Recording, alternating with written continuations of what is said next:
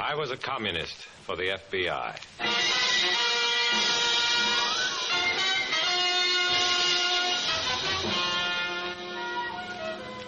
Starring Dana Andrews in an exciting tale of danger and espionage. I was a communist for the FBI.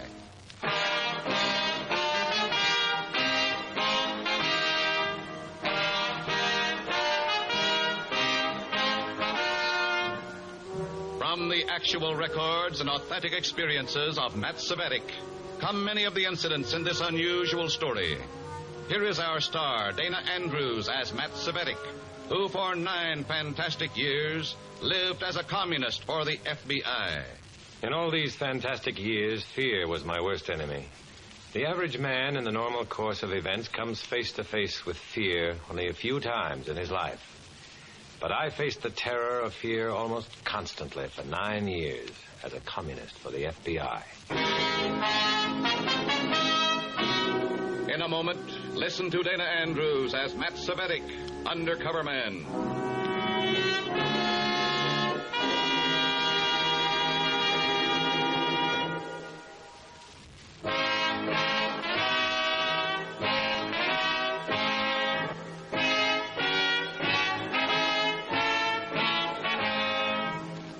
Now, here is Dana Andrews as Matt Cvetic, undercover man.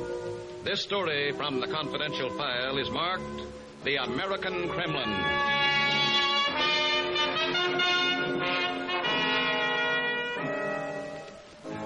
An early spring afternoon in a large Midwestern city.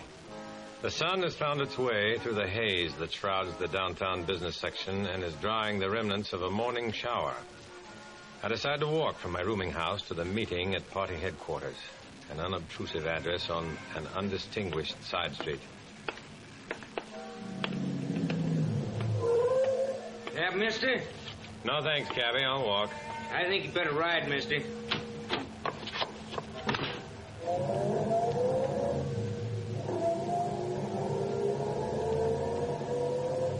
Pin 4-7. 7 is a lucky number. You're clear. No one following. Why the emergency contact? 2 top agents the MVD have been smuggled into the country. Their job to close any loopholes in party machinery. Who are they? We don't know who they are, what they look like. But so far they've been efficient. Too efficient. 2 of our New York contacts disappeared. There's a chance these agents are here right now. You see them, we want them. Now don't waste any time calling your contact. Anything to report? No. Okay, you can let me out.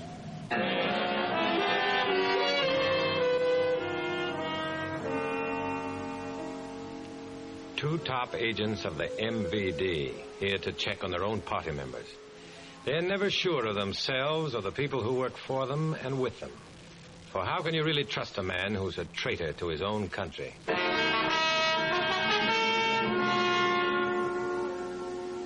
It's still rather early for my meeting, but there before me is the party headquarters. Outwardly, it resembles some of the other faded and forlorn buildings on the street. But there the resemblance ends. For this building is the nerve center of the entire communist network in this section of the country. This is the American Kremlin.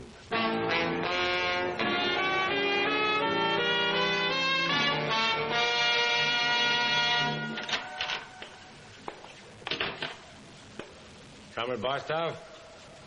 Comrade Barstow!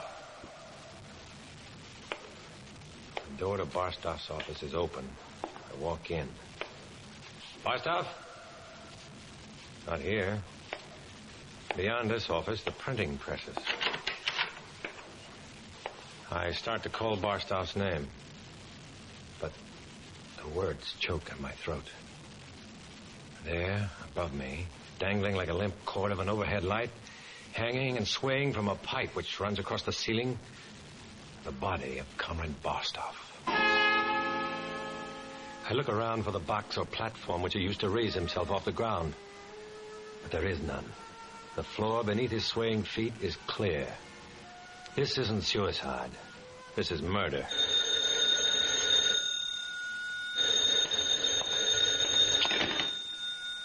Hello? Yes? Is it done? Yes.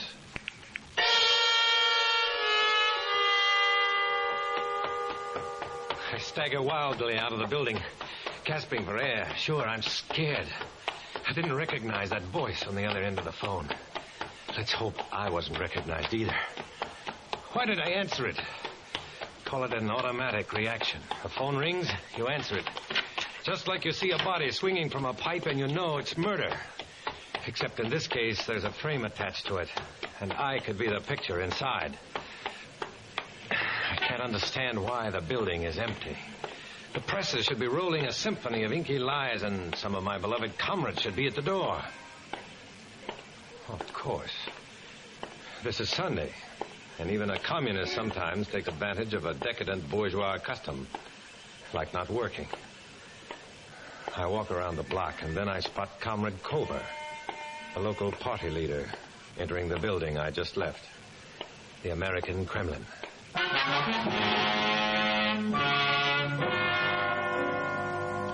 I wait about 2 minutes, and then I walk back in. Who is there? Well, it's me, Comrade Cvetic. Quickly, lock the door and come back here.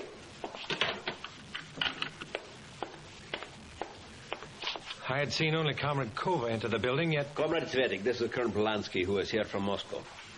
It is my privilege. Open the door to the press room, Comrade Cover, so that Comrade Cvetic may also see. Barstow? Who did...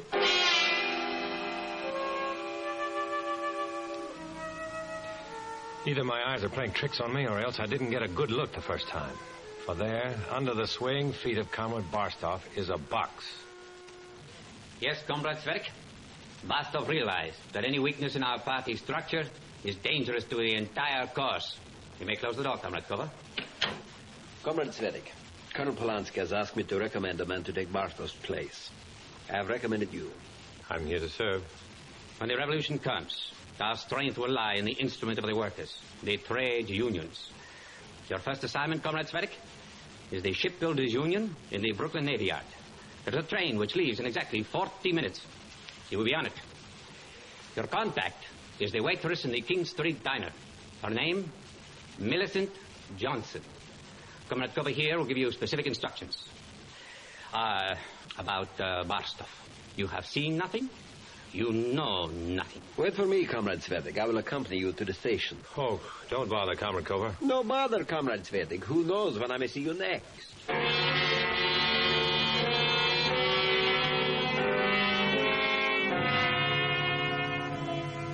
He helps me pack. He helps me find a cab.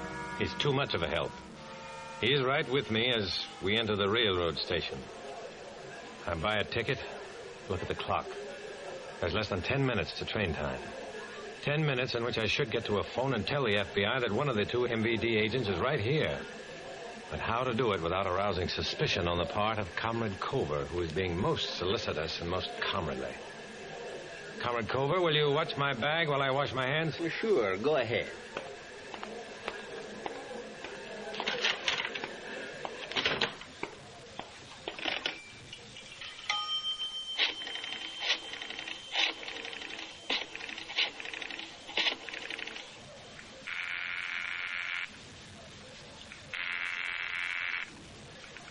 Hello? 3 and 4 are 7. Comrade Cvetic, whom are you calling? Oh, I was just checking the time with Meridian.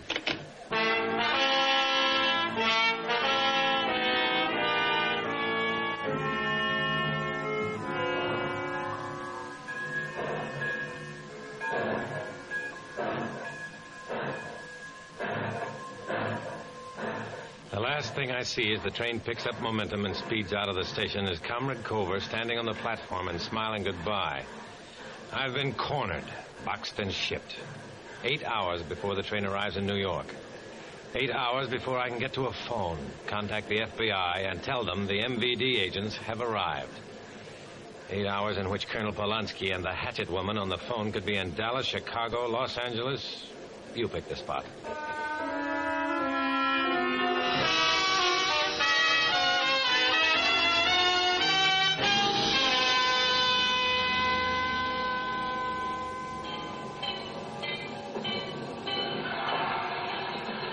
Penn Station, a canyon of noise and activity. I disregard the porter with the outstretched hand waiting to take my bag and head for a telephone booth. I call home to my FBI contact and reverse the charges. Hello? What are you doing in New York? I'm on my way to the Brooklyn Navy Yard, replacing a local comrade who was killed. Details? August Barstow, party courier. Murder made to look like suicide. The body was still hanging in the press room when I left 8 hours ago. Be careful how you check it. I don't think anybody knows except myself, Comrade Cover, and one of the 2 MVD agents you're looking for. Name? Colonel Polanski. I think his partner is a woman. What's my Brooklyn contact number? Your Brooklyn contact number is...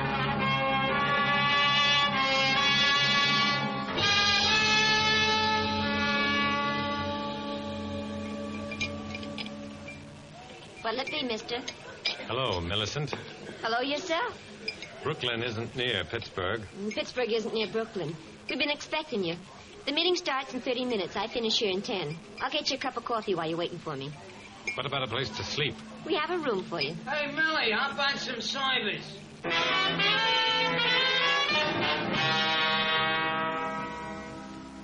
Brooklyn headquarters is an innocuous 3-story brownstone, a couple of blocks from the waterfront. A converted rooming house which boards all the local agents. I'll be under constant surveillance here. Is this by design or accident? Oh, Comrade Millicent. Come in. And this is... Comrade Cvetic from out of town. How do you do? How do you do? Where is Comrade Ocken? She's due here any minute. She, Comrade Smith? Yes, Comrade Hedwig Ocken, one of our most brilliant party members. Direct from the Stalin Institute. Are you discussing me? Ah, Comrade Ocken, this is Comrade Cvetic. Where is Barstow? I'm taking his place. Comrade Smith, how did he get here? Comrade Millicent brought him. How do we know he's not an FBI spy? He identified himself correctly. Oh, but how do we know? Oh, this is childish. You can check me whenever you please. I'm here to carry out a mission. Which is? The Shipbuilders Union. I'm satisfied. Comrade Millicent, you have contacted one of the union men? Yes, Hans Martin. He's been a party member for 2 years, and he's anxious to do what he can. Comrade Cvetic, this is an important union. They are at work on some vital naval projects. So far, we have only been able to win over Martin. But one man in there is not enough. He will help you join the union. When do I meet Comrade Martin? He comes into the diner every day before his shift, around 3:15. You'll be at the diner tomorrow, and I'll introduce you.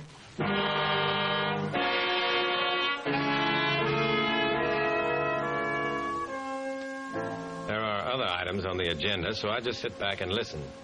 I listen and look and catalog their faces. What is the connection between Hedwig Ocken and Comrade Barstow? Was she the voice on the phone? There being no further business to discuss, the meeting is adjourned. Comrade Cvetic, may I speak with you alone? What about? Alone. Come into the hall.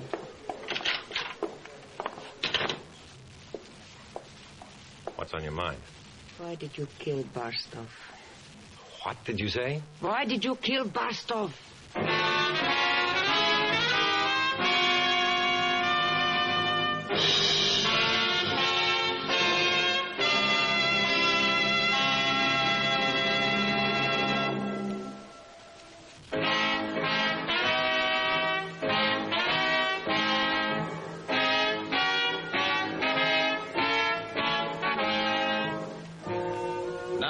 To Dana Andrews, starring as Matt Cvetic in I Was a Communist for the FBI, and the second act of our story.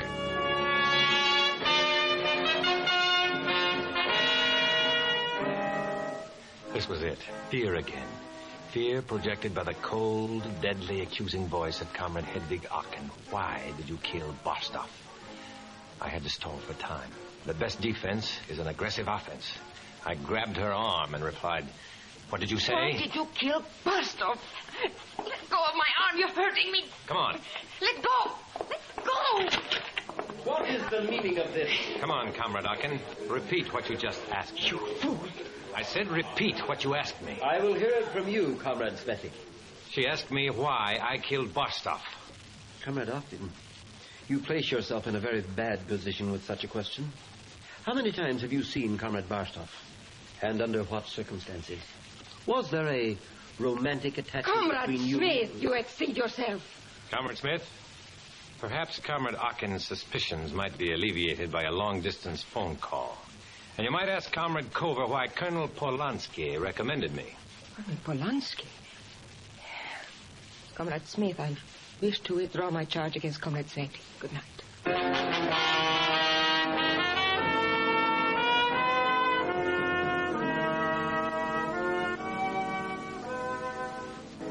The next morning, I use an empty cigarette pack as an excuse to get out of the house and call my Brooklyn contact.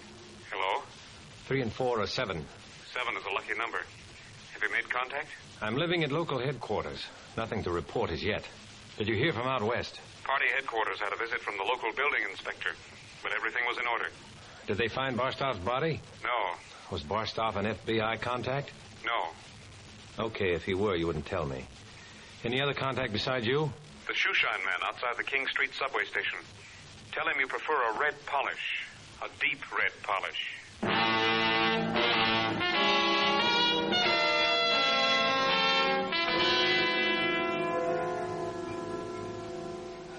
3 o'clock, and I'm sitting at a table in the corner of the diner.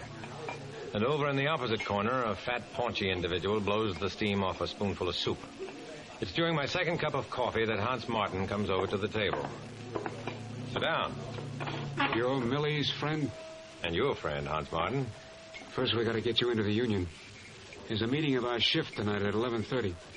The business agent for the union will be there. You meet me at 11:30, and I'll introduce you as my cousin. Where is the meeting? In the warehouse off Pier 9. Don't worry, nobody will stop you.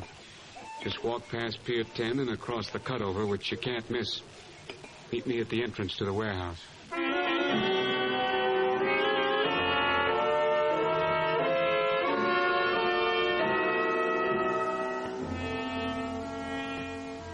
I walk out of the diner with Hans Martin. Walk him partway back to the pier. As we pass the King Street subway station, I say goodbye to him. Shine, mister? I start to say yes, but as I look up, I see Colonel Polanski coming out of the subway. He looks straight at me, through me, and around me, and walks on. Shine, mister? Oh, yeah. I prefer a red polish, a deep red polish. Oh, well, my cab driver from home, how come? I had a feeling out there that you might be heading into something. I can't get over the feeling I'm being watched. I sit back in the shine chair and let my eyes wander. Sure enough, across the street is a fat man who had been blowing steam from his soup spoon in the diner. Anything to report? Colonel Polanski. What about him? Can't talk. Being watched. There you are, sir. Got the soup, please.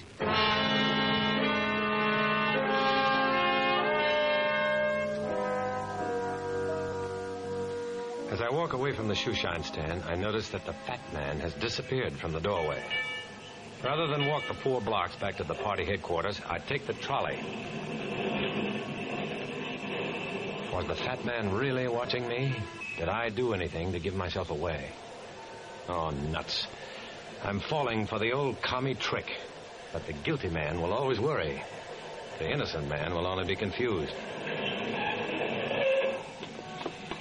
As I start up the stairs to the 3-story brownstone, I turn around and freeze. There, across the street, is the fat man. I shut the door behind me and run up the stairs into the meeting room. Ah, Comrade Cvetic. Colonel Polanski. What is it, Comrade Cvetic? You look perturbed. I think I've been followed. He's right across the street. Who? The man who's been following me. Look. Polanski and Smith cautiously move across the room, and through a parting, and the drapes get a good look at the fat man standing on the other side of the street. Comrade Smith, will you leave us alone? Yes, Colonel. Well, this is no laughing matter. Easy, Comrade Cvetic, easy. I watch as Colonel Polanski lowers and raises the window shade twice, and then see the fat man across the street come up the steps and into the brownstone house. A minute later, the door to the room opens again, and he waddles into the room and smiles at me with the lower part of his face. His eyes can never smile. Commissar Turen, this is Comrade Cvetic. Commissar, I'm honored. So, it is you who have taken Comrade Bostov's place.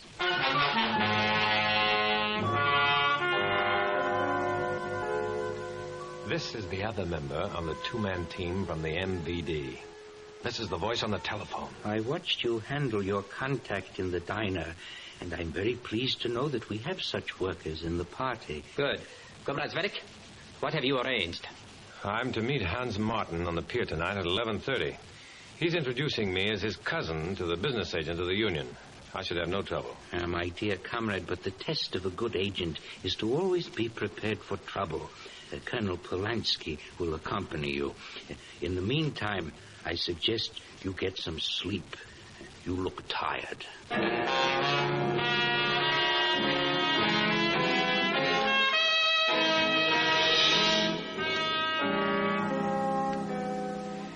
At exactly 11, Colonel Polanski knocks on the door of my room and takes me down to the car he has rented especially for the occasion. He opens the back door for me, and there is Commissar Turin. Oh, come in quickly, Comrade Cvetic. The night air is a bit cold.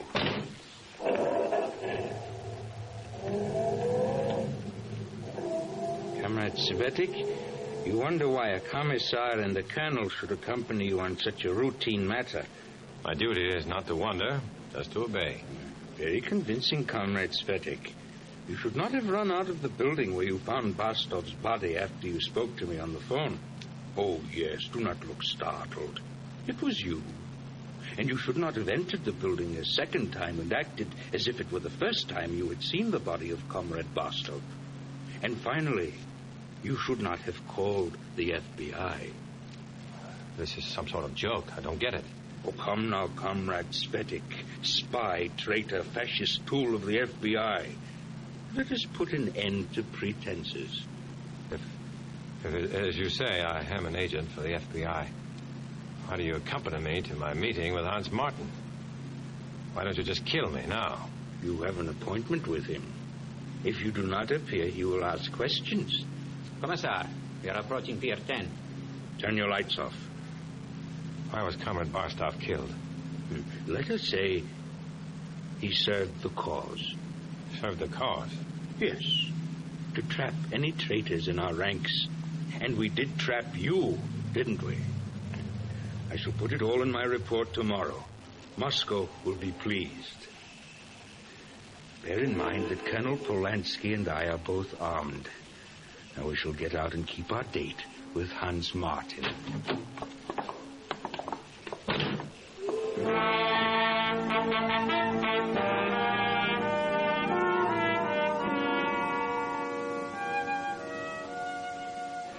The shrill whistle of the tugs, a basso boom of the larger vessels are playing a funeral dirge across the night winds of the Brooklyn waterfront, carrying the coffin to its final resting place. You'd think you get accustomed to staring death in the face only.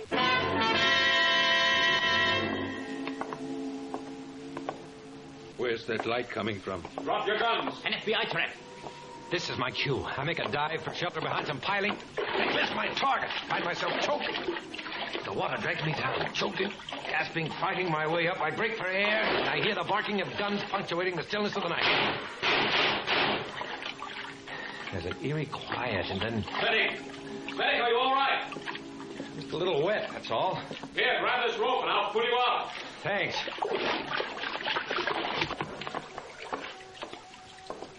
Where are Turin and Polanski? We've got them. Are they dead? I don't know. The boys will find out. How did you manage to get here? We've had a stakeout on local headquarters ever since you arrived. The shoeshine man reported your contact, and when you got in the car tonight, we just followed. Did anybody else know of their suspicion? I don't think so. But I'm supposed to meet a party member on Pier 9 at 11:30. What time is it? Well, that's the 11:30 break now. What do I do? Tell him you slipped and fell overboard to explain your wetsuit. We'll take care of Polanski and Turin. Well, what are you waiting for?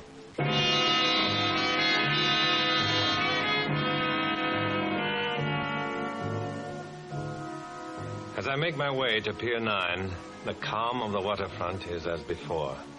As if those gunshots had never been. As if Polanski and Turin had never been. But there will always be more Polanskis and more Turins.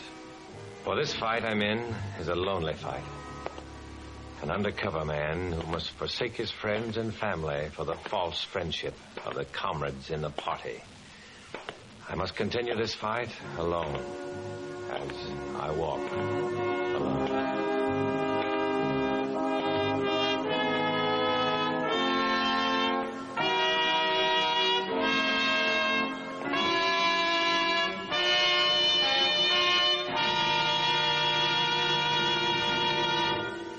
Dana Andrews will return in just a moment.